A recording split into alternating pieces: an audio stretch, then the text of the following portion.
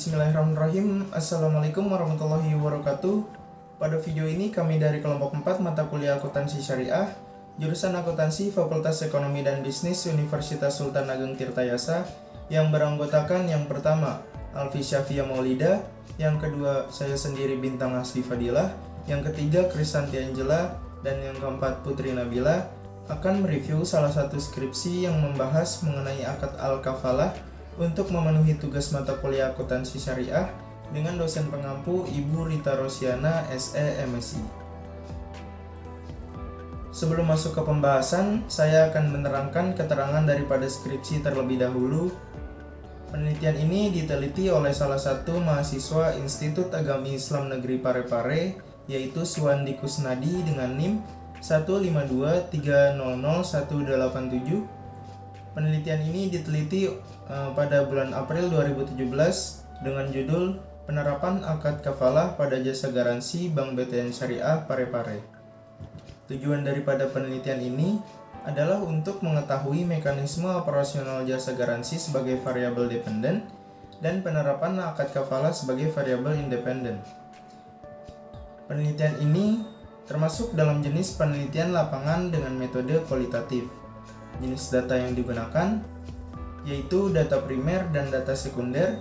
Data primer diperoleh atas hasil observasi dan wawancara oleh salah satu narasumber, dan data sekunder diperoleh atas studi dokumentasi dengan meminta data-data pada Bank BTN Syariah Parepare.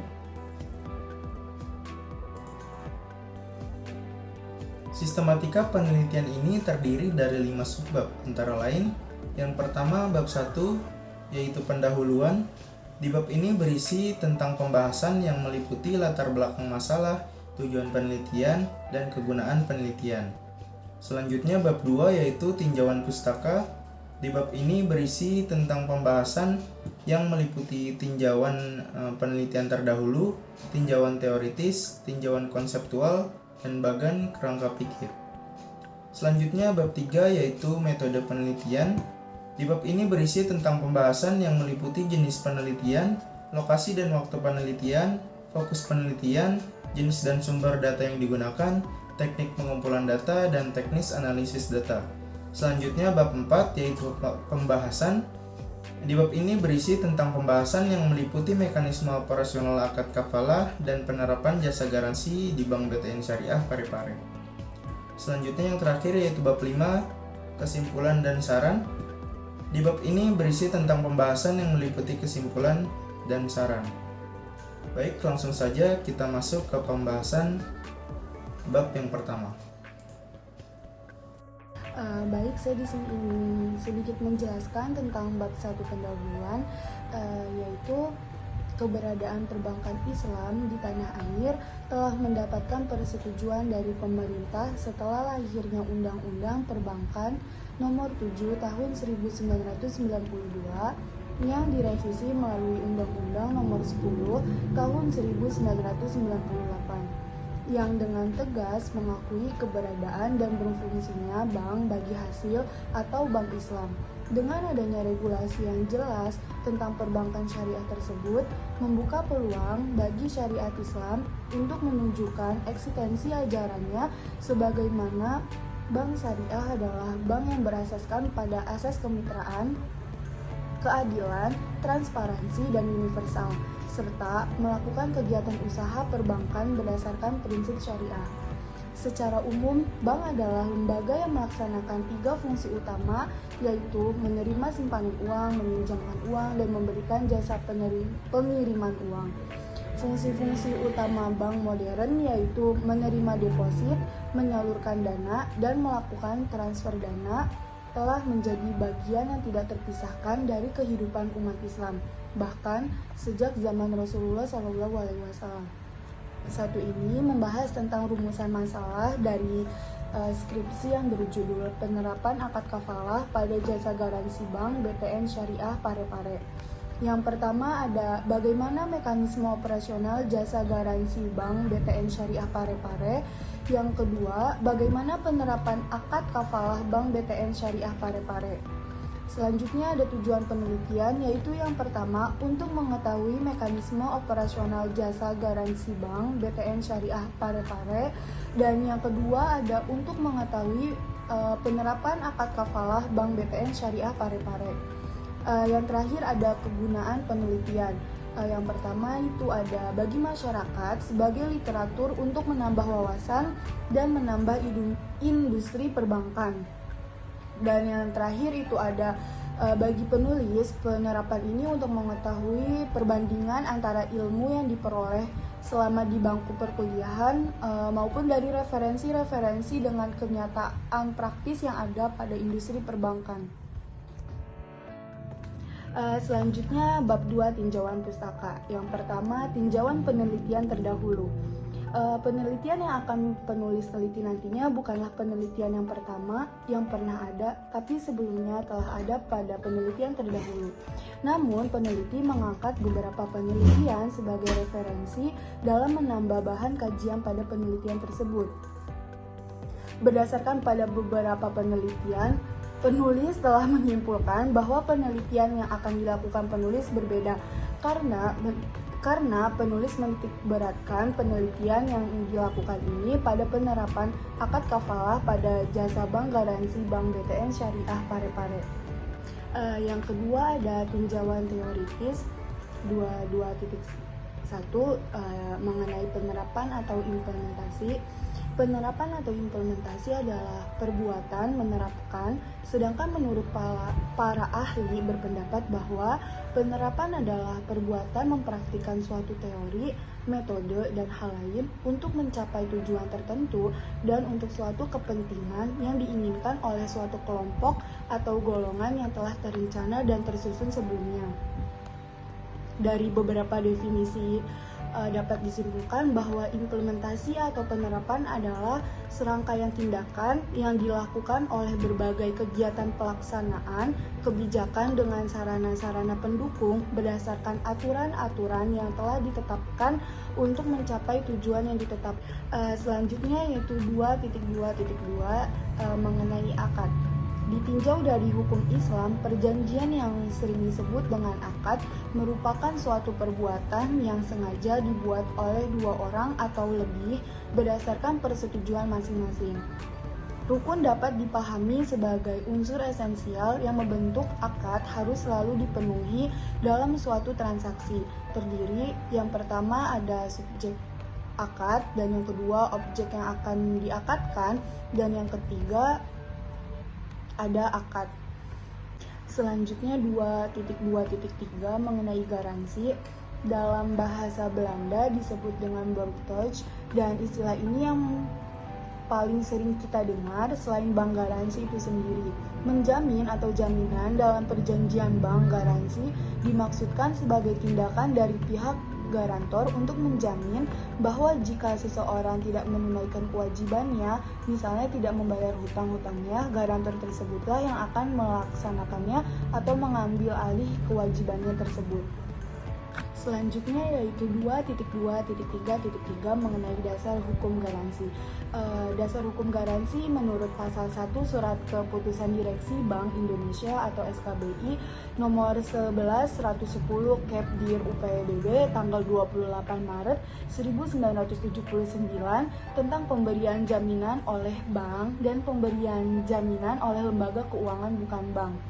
Selanjutnya yaitu ada 2.2.3.4 proses aplikasi produk jasa garansi. Yang pertama yaitu ada syarat ketentuan permohonan bank garansi.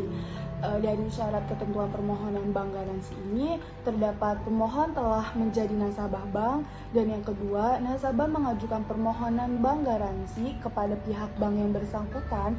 Yang ketiga ada bank melakukan analisis atau permohonan bank garansi yang diterima dari nasabahnya. Yang keempat ada nasabah atau pemohon bank garansi yang menyediakan kontrak garansi. Yang kedua yaitu ada ketentuan penerbitan bank garansi. Dari ketentuan penerbitan bank garansi ini terdapat dari tanda tangan pemohon yang tertera dalam PPGB dan dokumen pendukung telah diverifikasi. Dan materi selanjutnya yaitu kafalah. Secara bahasa, al-kafalat berarti al-dom yang berarti genggaman atau pegangan, dan al-doman yang berarti tanggungan atau pinjaman. Ia disebut juga al-domanat yang berarti penjamin, al-hamalat yang berarti denda, tanggungan, dan al-za'amat yang berarti penjamin dan harta yang paling utama. Secara terminologi, al-kafalat ialah penjamin seseorang terhadap orang lain yang berkenaan dengan jiwa, hutang, atau zat benda. Selanjutnya, jenis-jenis kafalah. Yang pertama, kafalah bil mal. Yang kedua, kafalah bil nafs.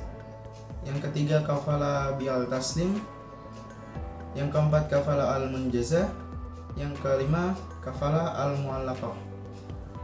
Selanjutnya, ketentuan hukum alam. Menurut Imam Abu Hanifah dan Muhammad, rukun kafalah adalah ijab dari penjamin dan qabul dari pihak berpiutang. Ketentuan umum kafalah dalam hal ini diatur dalam Fatwa Dewan Syariah Nasional nomor 11 garis miring Dewan Syariah Nasional garis miring Majelis Ulama Indonesia garis miring 4 garis miring 2000 yang ditandatangani oleh Kiai Haji Ali Yafi selaku ketua dan Haji Anazri Adlani selaku sekretaris pada tanggal 13 April tahun 2000. Rukun dan syarat kafalah. Yang pertama, ada pihak penjamin. Yang kedua, ada pihak orang yang berpiutang. Yang ketiga, ada pihak orang yang berutang. Dan yang keempat, ada objek penjamin. Selanjutnya, berakhirnya kafalah.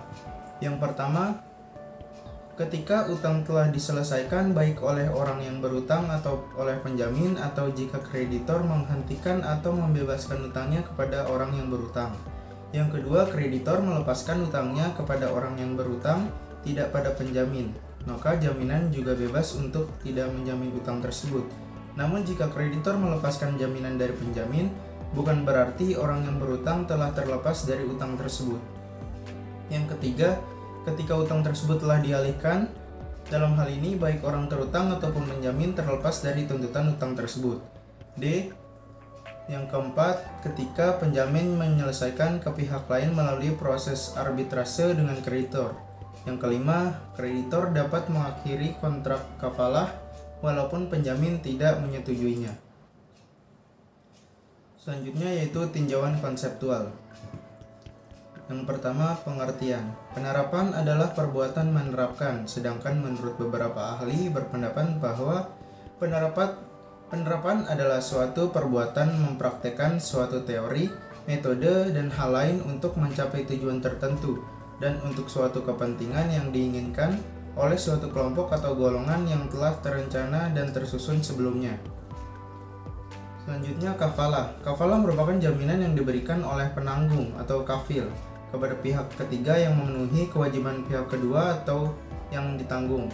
Dalam pengertian lain, kafalah juga berarti mengalihkan tanggung jawab seseorang yang dijamin dengan berpegang pada tanggung jawab orang lain sebagai penjamin. Lalu yang terakhir, ada garansi. Istilah garansi berasal dari bahasa Inggris yaitu guarantee, yang berarti menjamin atau jaminan. Bank garansi merupakan perjanjian penanggungan yang berarti diatur pada pasal 1820 KUH berasal dari bahasa Inggris yaitu guarantee. Dalam bahasa Belanda disebut bortoch, dan istilah inilah yang paling sering didengar selain bank garansi sendiri.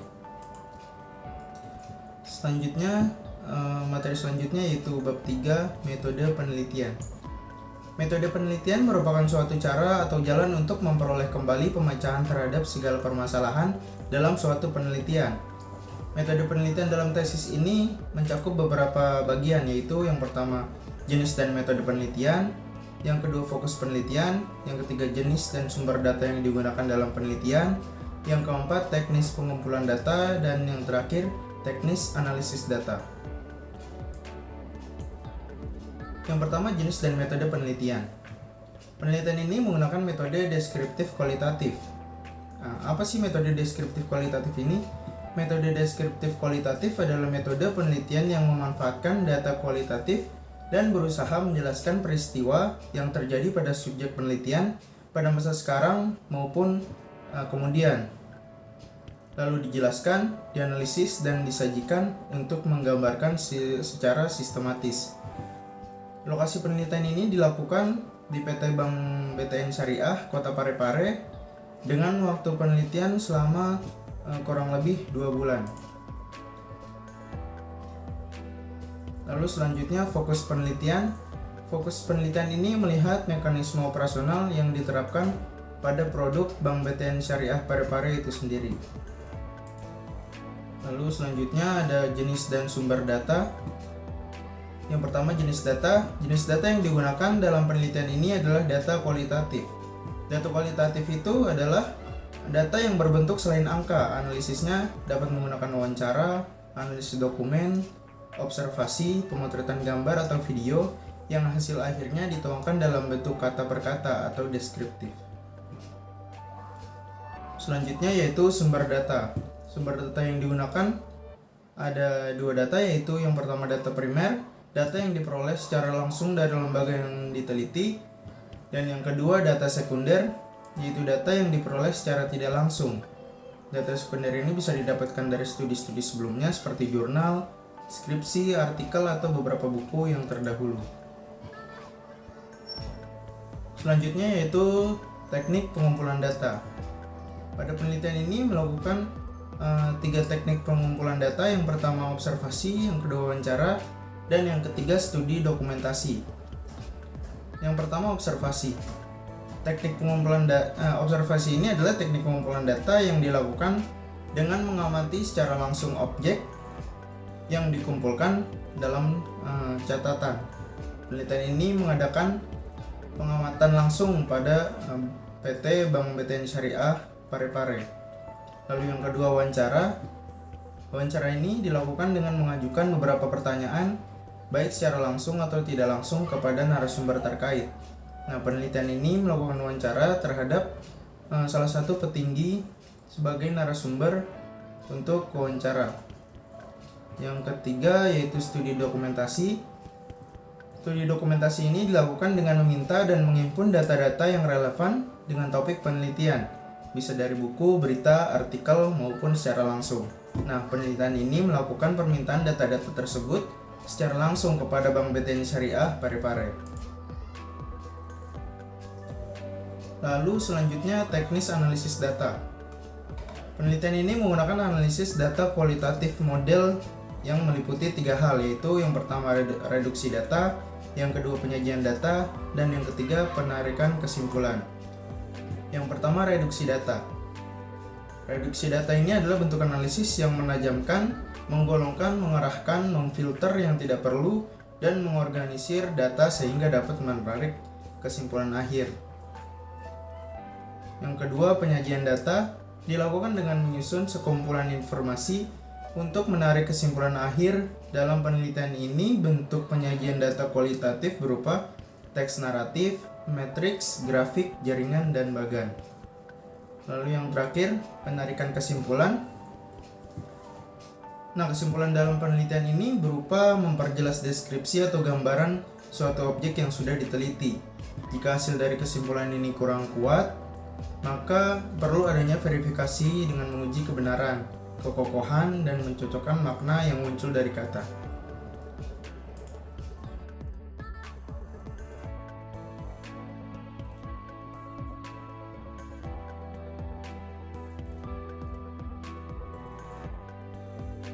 Saya Krisanti Angela Putri dengan NIM 555220054. Izin melanjutkan hasil review kelompok kami di bab 4, yaitu hasil penelitian dan pembahasan.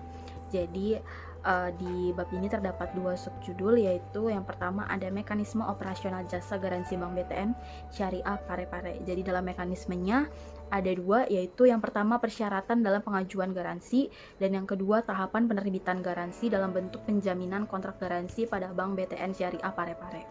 Kemudian ada beberapa persyaratan yang harus dipenuhi oleh nasabah atau prinsipal dalam pengajuan garansi.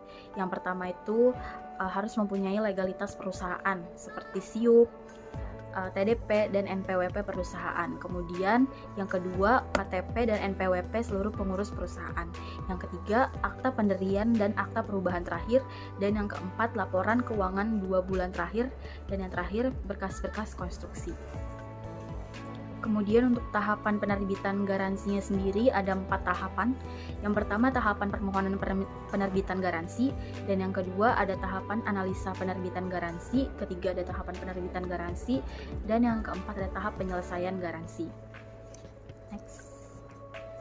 Kemudian untuk tahapan permohonan penerbitan garansi ini ada 2 cara, yaitu yang pertama ada nasabah walk-in, yaitu nasabah datang dengan membawa 2 surat permohonan, yaitu permohonan kepada pihak asuransi dan permohonan kepada bank. Kemudian yang kedua ada melalui perantara agen. Jadi di sini nasabah menggunakan jasa agen untuk mendapatkan fasilitas garansi di Bank BTN Syariah Parepare.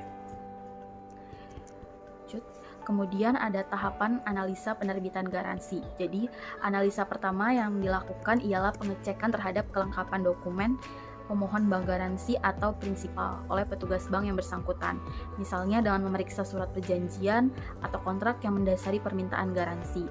Selain itu, pihak Bank BTN Syariah Parepare juga harus meneliti dan menyesuaikan antara surat persetujuan permohonan kontrak bank garansi atau SP2KBG yang dikeluarkan oleh Bank BTN Syariah Parepare. Jadi di sini ada tabel pelaksanaan garansi pada Peraturan Bank Indonesia dan Bank BTN Syariah Parepare. Untuk akadnya sendiri sama-sama menggunakan akad kafalah. Kemudian analisa nasabahnya menggunakan prinsip 5C keduanya. Kemudian keuntungan bagi banknya masih sama, yaitu fee dan administrasi. Untuk jaminannya sendiri, Bank BTN Syariah menggunakan cash collateral atau fixed asset, sedangkan PBI menggunakan fee cash collateral. Untuk syarat-syaratnya, Bank BTN Syariah mencantumkan judul, nama dan alamat pihak yang terlibat, tanggal penerbitan, jenis garansi yang dijaminkan, dan yang terakhir berlaku dan berakhirnya fasilitas garansi. Sedangkan PBI syaratnya merupakan kewajiban pihak atau orang yang meminta jaminan jelas nilai, jumlah, dan spesifikasinya, tidak bertentangan dengan syariah atau tidak diharamkan. Dan yang terakhir peralihan pembiayaannya, Bank BTN Syariah menggunakan qard atau musyarakah, sedangkan PBI menggunakan qard. Next. Kemudian di sini ada tahap penerbitan garansi yang sudah saya rangkum sesuai dengan hasil wawancara narasumber. Yang pertama, setelah dianalisa, hasil analisanya itu diserahkan kepada komite garansi. Kedua, pemrosesan garansi oleh unit kerja admin pelaporan atau ADML Bank BTN Syariah Parepare. Ketiga, pengecekan dana pada rekening nasabah bersangkutan. Keempat, unit kerja ADML menerbitkan dan menyerahkan kepada AO untuk diserahkan kepada prinsipal. Kemudian di sini juga ada biaya-biaya yang tertimbul dalam penerbitan garansi dengan bentuk penjaminan kontrak garansi, yaitu ada biaya premi asuransi, biaya administrasi, dan biaya materai. Nah, untuk menentukan biaya komisi atau fee untuk jasa garansi ini, Bank BTN Syariah Parepare dapat menerbitkan dalam mata uang valuta asing dan rupiah. Kalau untuk penerbitan garansi dalam mata uang valuta asing atau US dollar, dana jaminannya 100% berbentuk giro, tabungan atau deposito atau counter guaranti dari bank yang terakreditasi. Biaya administrasinya sendiri 10 US dollar. Kemudian untuk perhitungan biaya komisinya 0,75% dikali nilai tengah range per 12 dan hasilnya nanti dibulatkan satuan US dollar ke atas. Sedangkan untuk penerbitan garansi rupiah, biaya administrasinya 100.000, kemudian perhitungan biaya komisinya sama, tapi hasilnya dibulatkan satuan rupiah ke atas.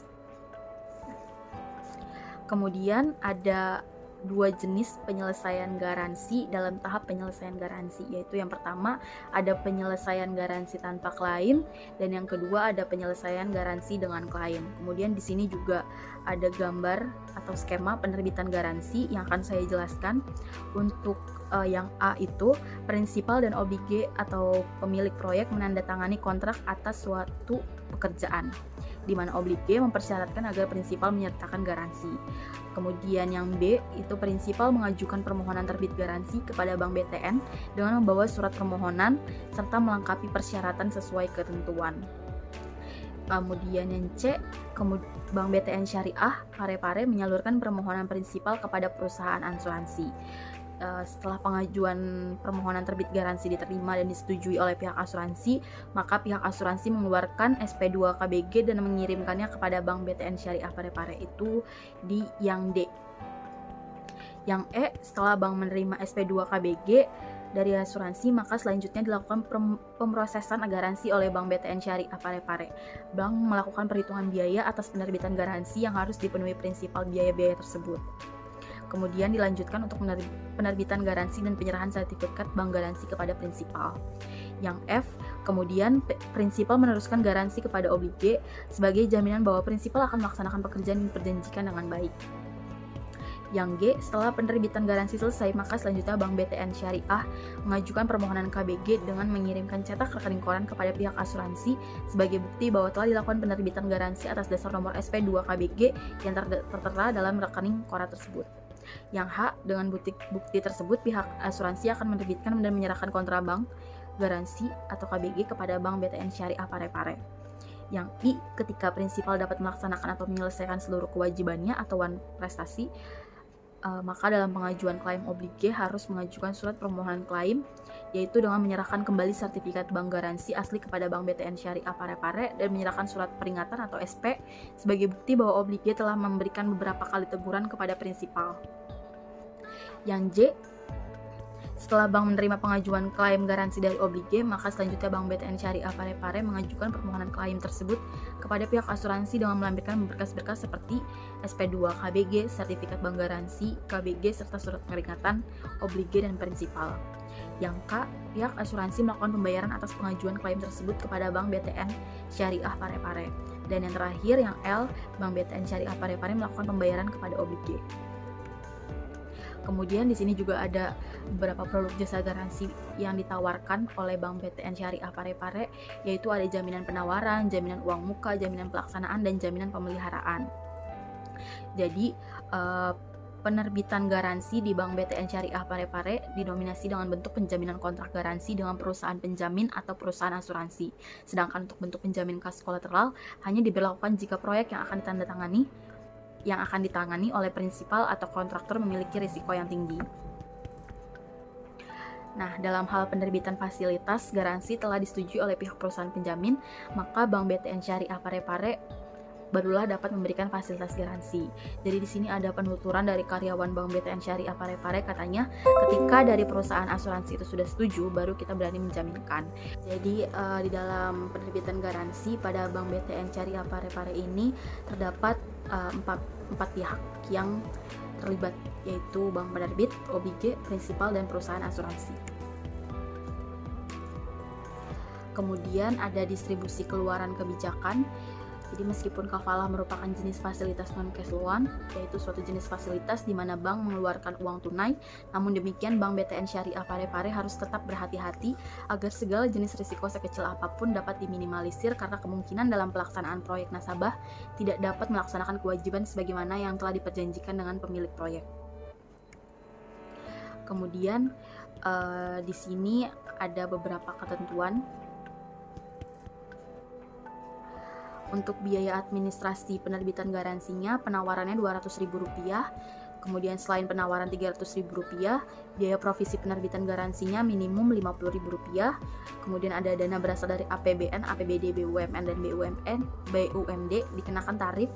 Jangka waktu sampai 3 bulan 0,25% dikali nominal garansi. Jangka waktu 3-6 bulan 0,50%, 6-9 bulan 0,75%, 9-12 bulan 1%, dan di atas 12 bulan dikenakan tarif proporsional.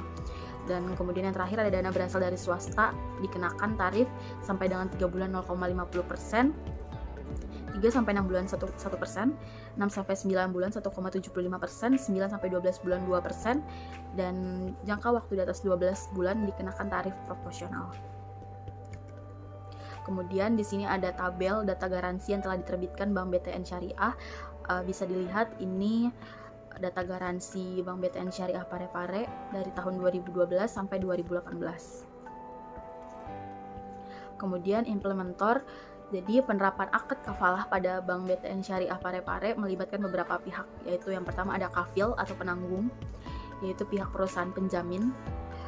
Kemudian ada makfulahu, yaitu penerima jaminan, lembaga keuangan syariah atau bank syariah. Yang ketiga ada makful anu atau terjaminan, yaitu pihak nasabah atau debitur. Nah, di sini juga ada bagannya, bisa dilihat bank syariah sebagai penerima jaminan, nasabah sebagai terjaminan, dan lembaga penjamin sebagai penjamin. Kemudian ada upaya untuk mewujudkan kebijakan. Jadi untuk memperluas dan mempertahankan pangsa pasar dalam menghadapi persaingan dalam memasarkan produk garansi, perbankan dapat melakukan kebijakan atau strategi dalam pemasaran sebagai berikut. Yang pertama ada strategi penetrasi pasar, strategi pengembangan pasar, strategi diverifikasi, strategi pemasaran berkesinambungan atau relationship marketing strategi, dan yang terakhir ada strategi pelayanan prima. Itu saja dari saya. Untuk bab selanjutnya akan dijelaskan oleh teman kelompok saya lainnya. Baik, saya Putri Nabila. Di sini saya akan melanjutkan materi bab 5 yaitu penutup. Pada bab 5 di sini terbagi menjadi 2 yaitu 5.1 kesimpulan dan 5.2 berupa saran. 5.1 kesimpulan. Mekanisme garansi bank syariah Parepare dilakukan melalui beberapa tahap, yaitu tahap permohonan, tahap analisa, tahap pemrosesan, tahap penerbitan garansi, dan tahap penyelesaian garansi. Dampak bagi Bank BTN Syariah Parepare adalah bank memperoleh pendapatan dari penerbitan garansi, sehingga meningkatkan free base income perusahaan. Sedangkan bagi nasabah dapat memperoleh garansi tanpa memerlukan alokasi jaminan dengan jumlah besar dan banyak, mewajibkan pada biaya-biaya tertentu seperti biaya premi, biaya asuransi, biaya administrasi, dan biaya materai.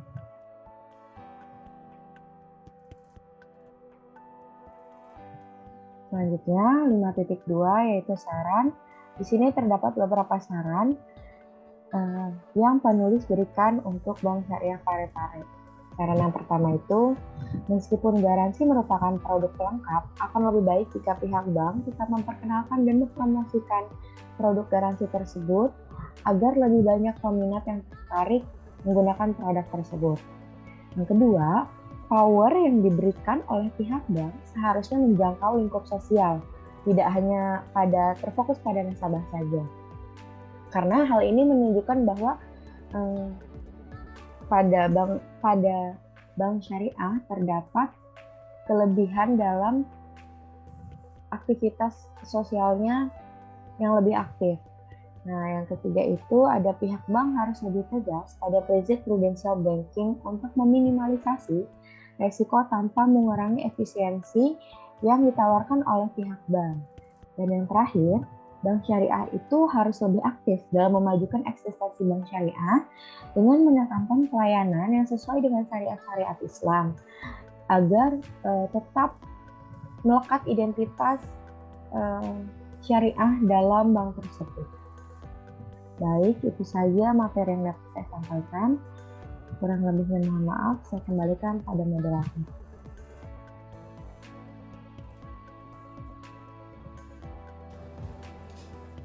Baik, sekian pembahasan skripsi mengenai akad al-kafalah dari kelompok 4. Semoga dapat dimengerti dan bermanfaat untuk kita semua. Kurang lebihnya mohon dimaafkan. Wassalamualaikum warahmatullahi wabarakatuh.